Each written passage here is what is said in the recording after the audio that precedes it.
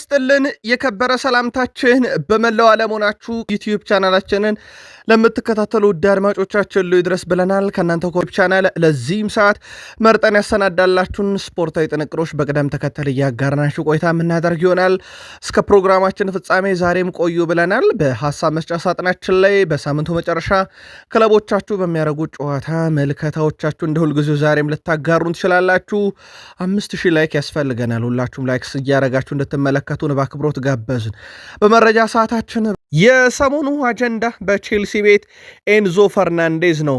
በአንድ ጉዳይ ላይ ምላሽ ሰጥቷል። በተለይም ከቆይታው ጋር በተያያዘ የተወሰነ ፍንጭ ሊሰጥ የሚችል ጉዳይ ይመስላል።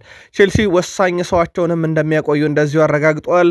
ለቼልሲ ደጋፊዎች ግን አንድ ጥያቄ በተለይም ከምሽት መረጃችን በኋላ በሀሳብ መስጫ ሳጥናችን ላይ በተደጋጋሚ ስለተነሳ መረጃውን እናጠራላችኋለን። እናንተም ሐሳብ ልክ ነው፣ ግን መረጃውን ከምን አንጻር እንደሆነ ያደረስናችሁን እነግራችኋለን። ቼልሲያን በክለባችሁ የዛሬም ጨዋታ ላይ መልከታችሁን እያጋራችሁን በመረጃ ሰዓታችን ቆይታ እንድታረጉ በአክብሮት ጋብዘናል። ከቼልሲ ጋር በተያያዘ ጆቫኒ ኳንዳ በቀጣይ ክረምት ነበረ ቡድኑን የሚቀላቀለው። አስቀድሞ ግን ዲሴምበር ወር ላይ ነበረ እሱ ቼልሲን የተቀላቀለው። ምክንያቱ ግን ሊጫወት አይደለም፣ ጉዳት ስላጋጠመው ለቀዶ ሕክምና ነበረ የመጣውም። ተጫዋቹ የቀዶ ሕክምናውን በተሳካ ሁኔታ ካጠናቀቀ በኋላ በማገገም ሂደት ላይ ይገኛል። ተጫዋቹ መቼ ይመለሳል በሚል ጉዳይ ላይ የቼልሲ የመረጃ ምንጮች ተጫዋቹ በቀጣይ ወር መጀመሪያ አካባቢ ወደ ሜዳ ሊመለስ ይችላል ተብሎ ይታሰባል። ተጫዋቹ በተለይም በጣም አስደናቂ የሆነ የሜዳ ላይ እንቅስቃሴው በብዙዎች ተወዶለት ነበረም፣ ግን ጆቫኒ ኳንዳ ጉዳት አጋጠመው። ለማንኛውም በስፖርቲንግ ሊዝበን እየተጫወተ የሚገኘው ጆቫኒ ኳንዳ ልክ ከጉዳቱ አገግሞ 100% መጫወት ሲችል ዳግም ወደ ስፖርቲንግ ሊዝበን ይመለሳል። ከዛ በኋላ ክረምት ላይ ነው ወደ ቼልሲ ተመልሶ መጥቶ የሚጫወተው። ከቡድን ዜና ጋር በተያያዘ ጄምስ ባዮን ጊተንስ አሁንም የጡንቻ ጉዳት ላይ ነው፣ የተወሰኑ ሳምንታትን አይኖርም። ፓልመርና ኤስታቪዮ 90 ደቂቃ ለመጫወት ዝግጁ ናቸው ብለዋል። ሊያም ሮዘኔር ትሮቫቻሎቫም ቼልሲ ከመጣው በኋላ በጣም በትልቁ አድናቆት የሚቸረው አይነት ተጫዋች ነው። እንቅስቃሴው በጣም አስደንቆኛል፣ የቡድኑ ወሳኝ ተጫዋች ሆኖ ተመልክቼዋለሁኝ ብለዋል። ለእሳቸው እንግዲህ ፓልመርም ኤስታቪዮ መመለሳቸው በጣም ጥሩ ነው። በተለይም ፓልመር ከጉዳት ጋር በተያያዘ ነው። ኤስታቪዮ እንኳን ለጊዜው ምንነቱ ባልተገለጸም የቤተሰብ ችግር ምክንያት መሆኑ ተረጋግጧል።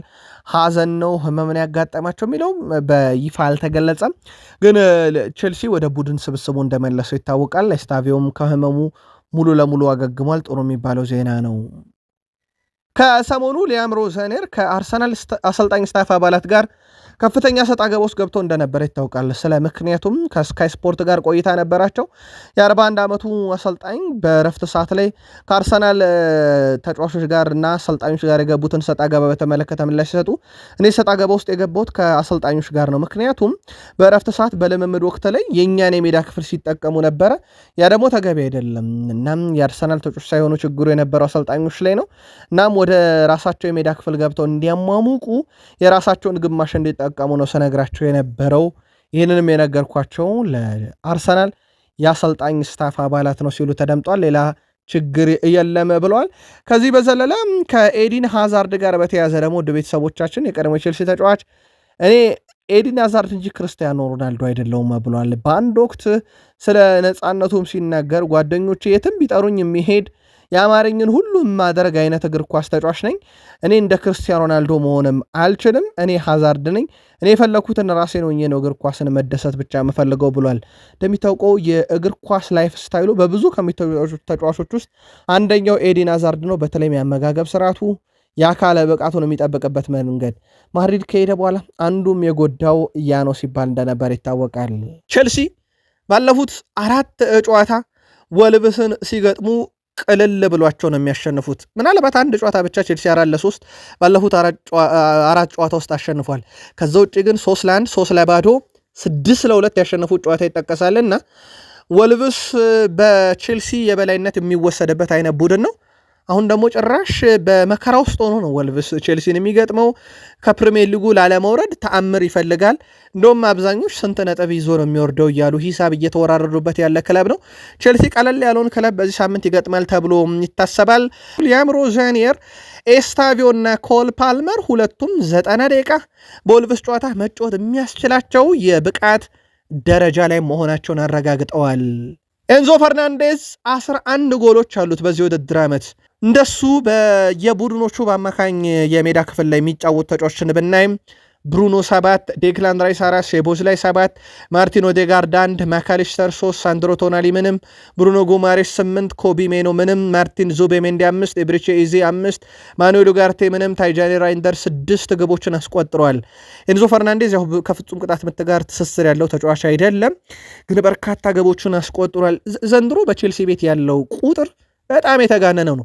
ከሰሞኑ ከወደ አርጀንቲና የወጣ መረጃ ተጫዋቹ ማድሪድ ቢጠይቀው አይኑን አያሽም የሚል ነበርና ለቼልሲ ደጋፊዎች ጥሩ ስሜት የሚሰጥ አይነት መረጃ አልነበረም። መረጃውን ለቼልሲ ደጋፊዎች ስናጋራ በሀሳብ መስጫ ሳጥናችን ላይ ካየናቸው መልእክቶች አንደኛው በምንም አይነት ገንዘብ መሸጥ የሌለበት ተጫዋቻችን እያሉ ቼልሲያን መልእክታቸውን ሲያጋሩ ነበር።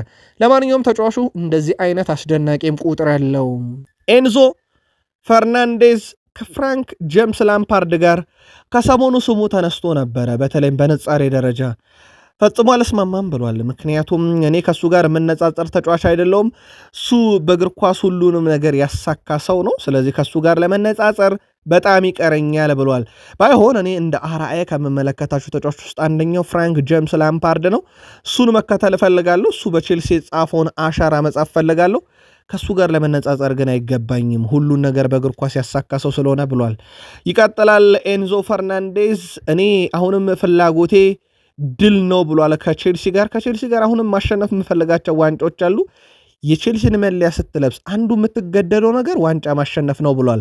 ከሰሞኑ ስሙ ዳግም ከሪያል ማድሪድ ጋር ከተነሳ በኋላ ለቼልሲ ደጋፊዎች ጥሩ ስሜት ያልሰጠ መረጃ እንደነበረ ይታወቃል። በዩቲዩብ ገጻችን ብቻ ላይ ትገኛላችሁ።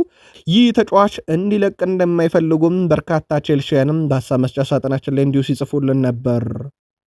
በቼልሲ በኩል ዛሬ ወደ ሞሊኒክስ ያቀናሉ።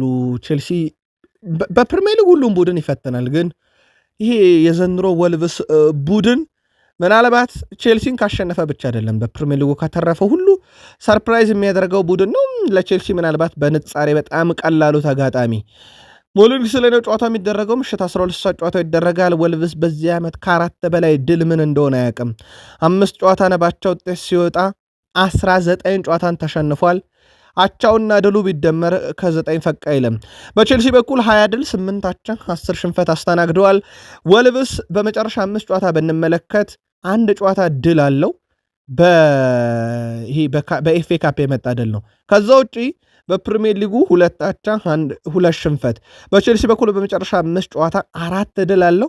በአርሰናል የመጨረሻ ሽንፈት በካራባው ካፕ የደረሰባቸው 1-2 ብቻ ይጠቀሳል። ቼልሲ ወልቭስን 48 ጊዜ ረቷል። ወልቭስ ቼልሲን 42 ጊዜ ረቷል። 30 ጊዜ ባቸው ውጤት አጠናቋል። የመጨረሻ 4 ግንኙነታቸውን ነጥለን ብንመለከት 4ቱ በቼልሲ አሸናፊነት ተጠናቋል። የመጀመሪያ ዙር ጨዋታ በስታምፎርድ ብሪጅ ቼልሲ 3-0 በሆነ ውጤት ረቷል። የዛሬ ምሽቱ ጨዋታ 12 ሰዓት ሞሊኒክስ ላይ ሲደረግ ማን በበላይነት ጨዋታው ሊወጣ ይችላል?